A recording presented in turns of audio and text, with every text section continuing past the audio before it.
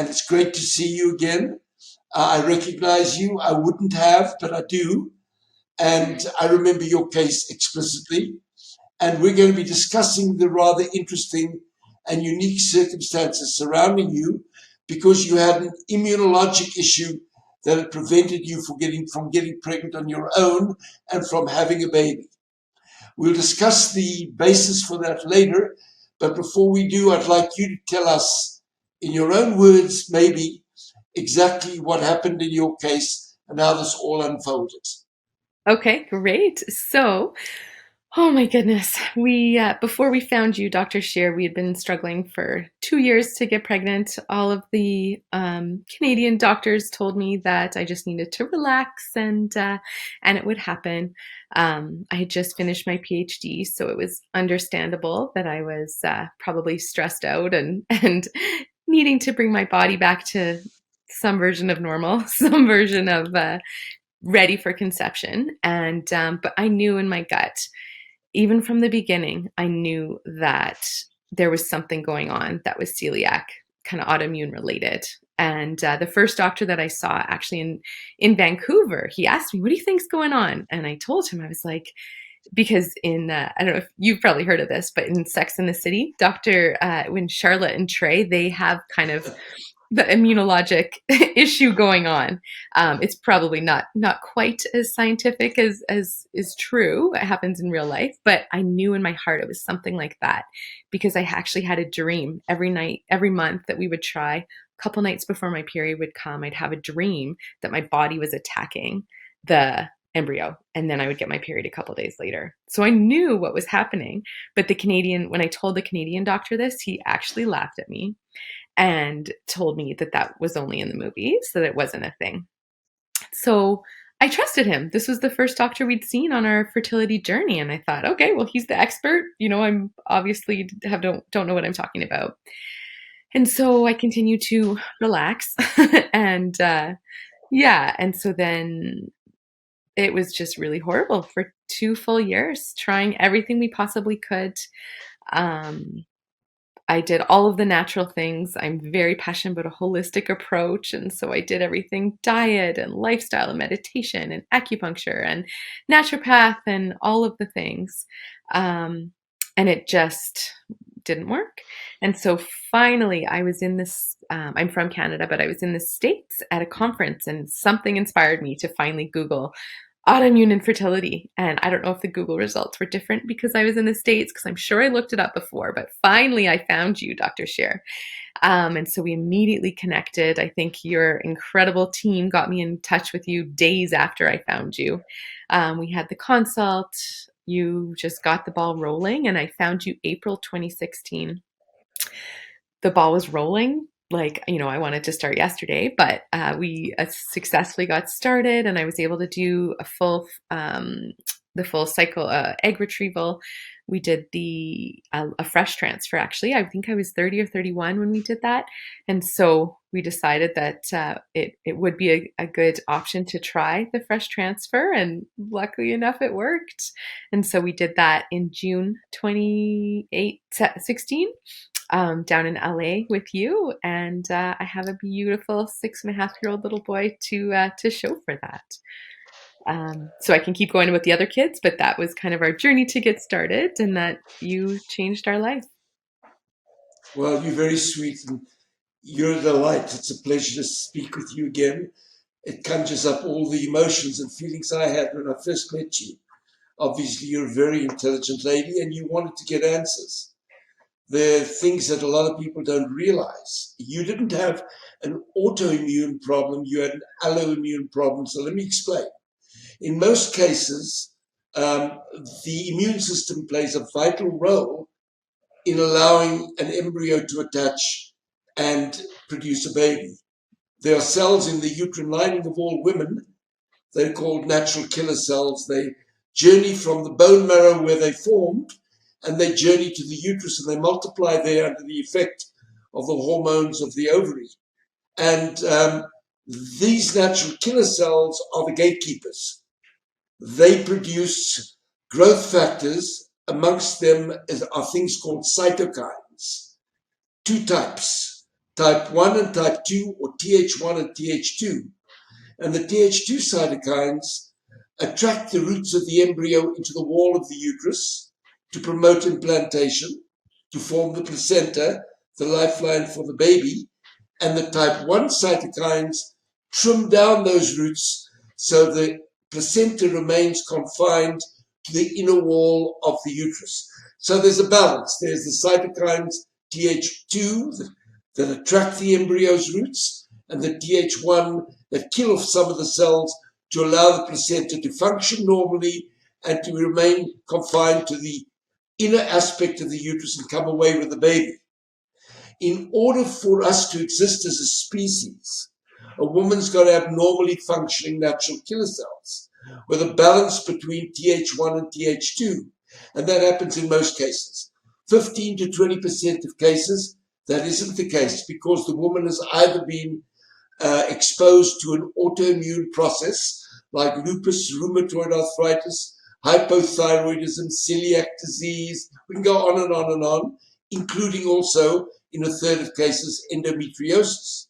And what happens is that the natural killer cells in those situations become activated and they overproduce the Th1 or type 1 cytokines, which then attack the roots of the embryo and destroy it before the woman even knows she's pregnant.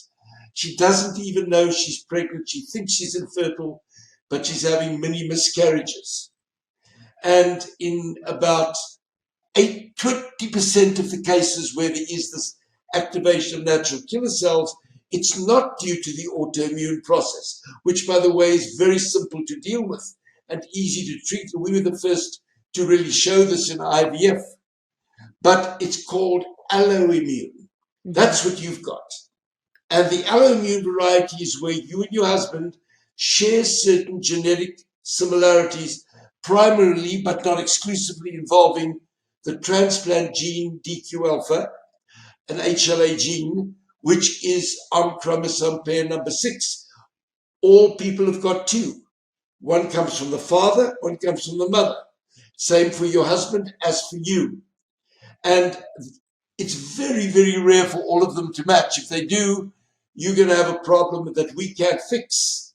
But in most cases, as with you, you had what we call a partial match. That means one of the 2 genes matched your body's genes. One of the 2 of your husband's DQ alphas matched yours. And what happens when that happens is that your egg during fertilization inherits the DQ alpha that matches. And now the embryo is a match with you. And for an embryo to grow in a woman's uterus, it's got to be dissimilar. It cannot match. If it matches, the body regards it as a hostile, invading organism and will immediately start to try to take steps to evict it. And the way that happens is over repeated exposures through repeated embryos that match reaching the uterus. There's a buildup of these natural killer cells. They are then what we call activated, which means they overproduce the type 1 cytokines. Those embryos are then armed and ready to attack the embryo and destroy it so that the embryo then gets evicted. And you end up losing the embryo through usually either a miscarriage or you lose the embryo also because the embryo doesn't even get off the ground. You lose it right from the start and you think you're not getting pregnant. The interesting thing about the alloimmune variety is it's because this develops over time as you build up the activated natural killer cells. A lot of women will first have a baby and then the problem begins. Others will not get pregnant while others will miscarry. It all depends how quickly the natural killer cells become activated.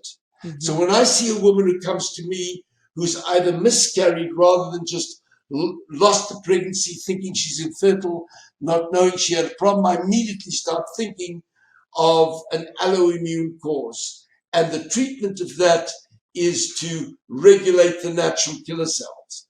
Now, in the old days, we used to do that, trying to bring the type 1 and type 2 cytokines into balance by using a substance called IVIG, or gamma globulin, which we were the first to use in this setting in IVF.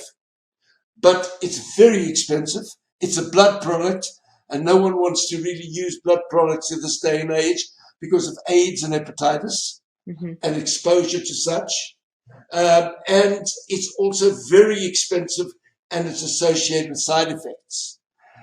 Earlier in this decade, or in the early part of the century, 2004, 2005, one of the doctors who worked in our team was able to identify an alternative to IVIG. That is a synthetic substance, so it's not a blood product. It's about 30 times less expensive than IVIG, and it works in exactly the same way to bring the type 1 and type 2 cytokines into balance. It's called intralipid. As long as you give it correctly, starting 10 days to 2 weeks before the period starts, or pick up on the treatment as early as possible, and usually, but not necessarily, always combine it with a steroid like prednisone, you'll be able to keep the natural killer cells in balance, put an embryo into the uterus, and if it doesn't match, if there's no DQ alpha match, and remember what I said, it'll match 1 out of 2 times, but if it doesn't match, it'll have a very good chance of taking. So because 1 in 2 times it will match, 1 in 2 times it won't, and if it matches, there's nothing we can do about it. No treatment's going to solve the problem. The chance of getting pregnant is about a half of what it ordinarily would be. And so if you get that 1 in 2 chance by putting in, if you put in 2 embryos at a time, the one that matches and 1 in 2 is likely to match, it'll muddy the waters for both. So you put in 1 at a time. Since we can't tell which one matches off the cuff, we put in 1 at a time, and when the right one comes along, if it doesn't match, it's to be the right one, provided you've got the natural killer cells under control with intralipid and usually steroids as well, then you'll have a pregnancy that'll take, as long as it's chromosomally a normal embryo as well. So in your first pregnancy, when you had a baby, we put in an embryo into your uterus which didn't match. You did have activated natural killer cells. We controlled that with intralipid and gave steroids as well. And then you ended up getting pregnant, carrying the baby and having a baby.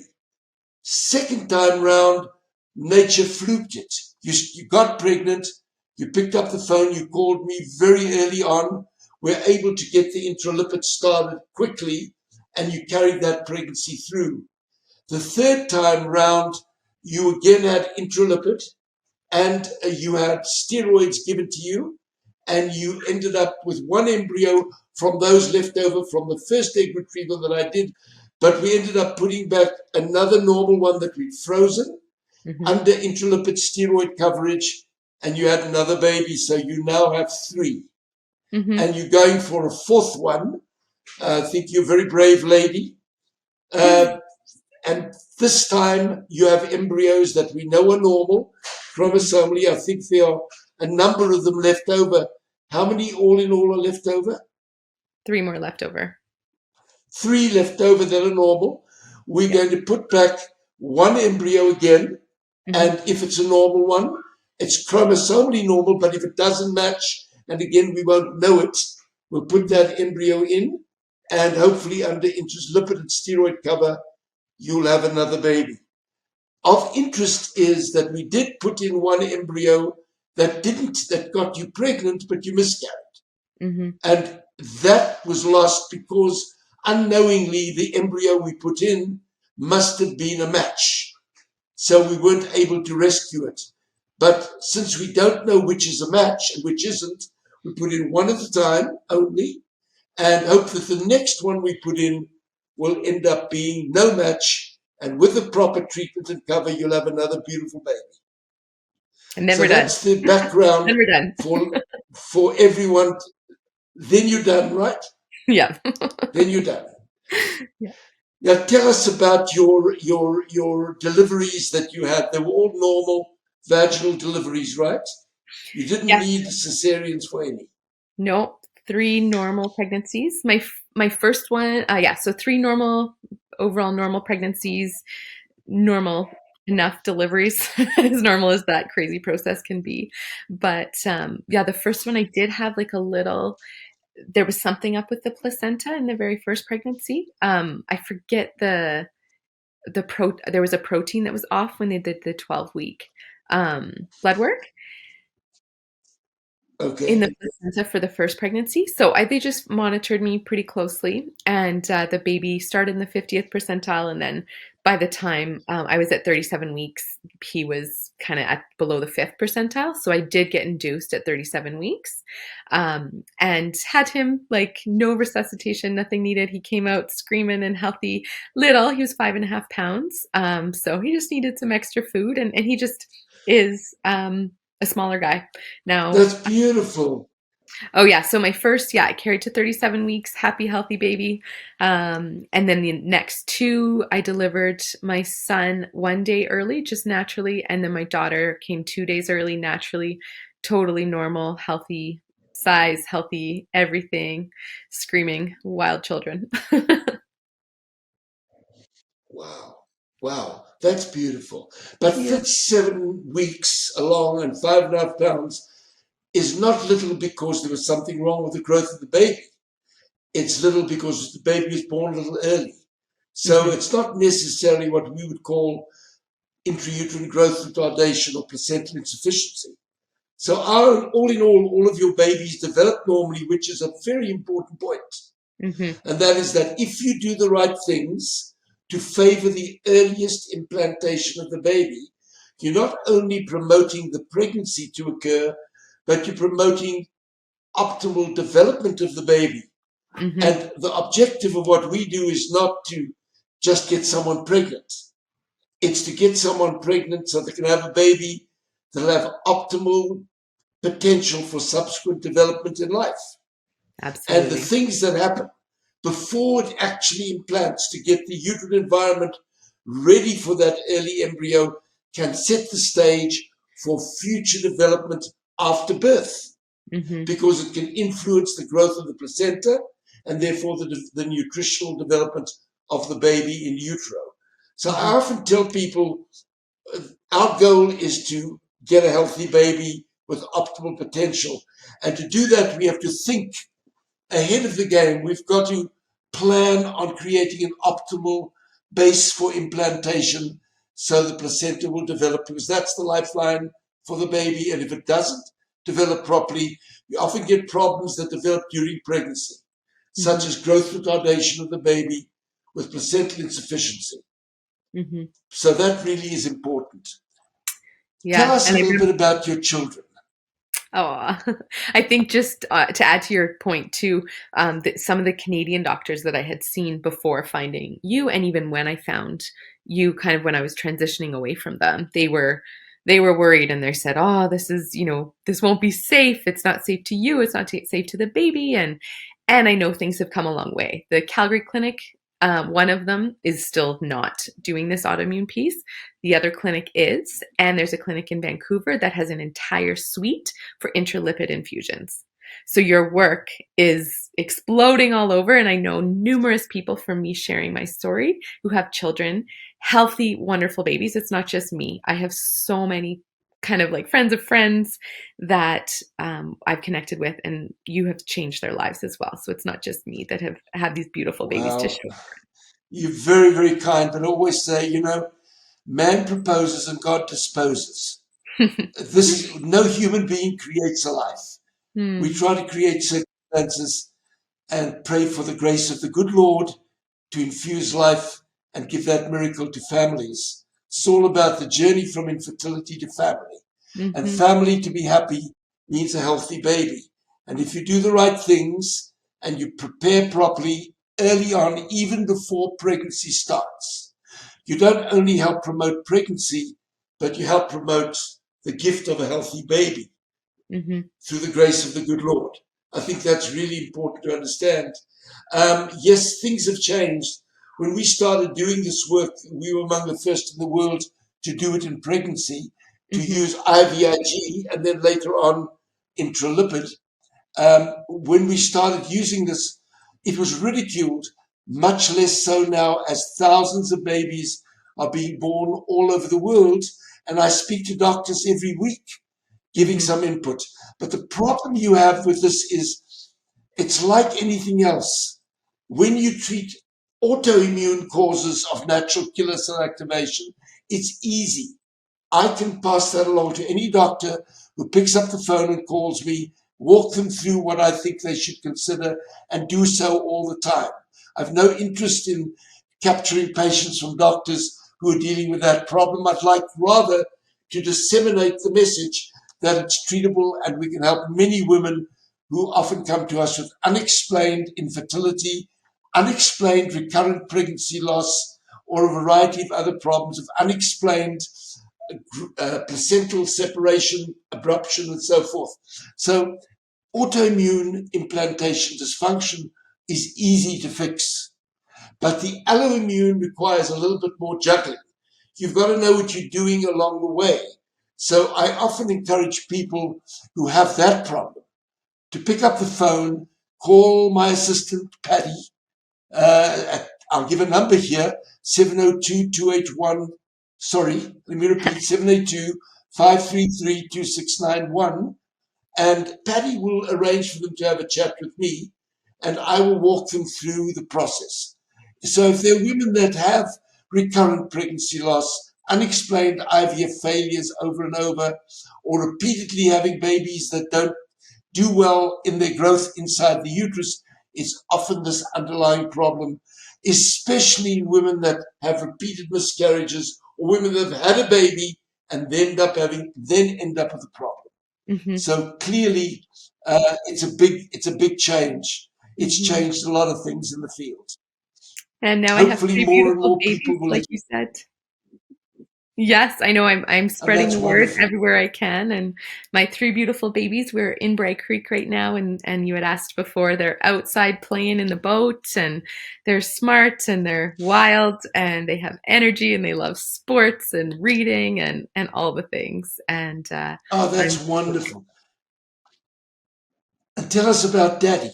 Is he a oh, proud dad? Is he happy? oh my goodness. Yeah, I wish I could probably show you the video out there. He right now is on a pedal boat with all 3 kids, and he's in his goofy summer hat, and he just, his heart's exploding. Beautiful. Yeah, he just loves being a dad, and that's why we're both crazy enough to add a 4th, hopefully. And yeah, he loves being a dad. He's so involved, and he's an incredible man. So I don't know where we'd be without you. Well, thank you for that. But again, as I say, I'm an adjunct to this equation. The most important thing for me to tell you is that to meet someone like you and hear this from you and see the joy in your eyes and is, to me, it's the greatest gift. It's why I do what I do.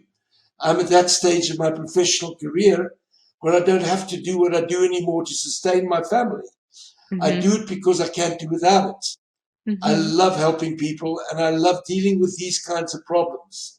So I thank you from the bottom of my heart for choosing me to help you through this quagmire.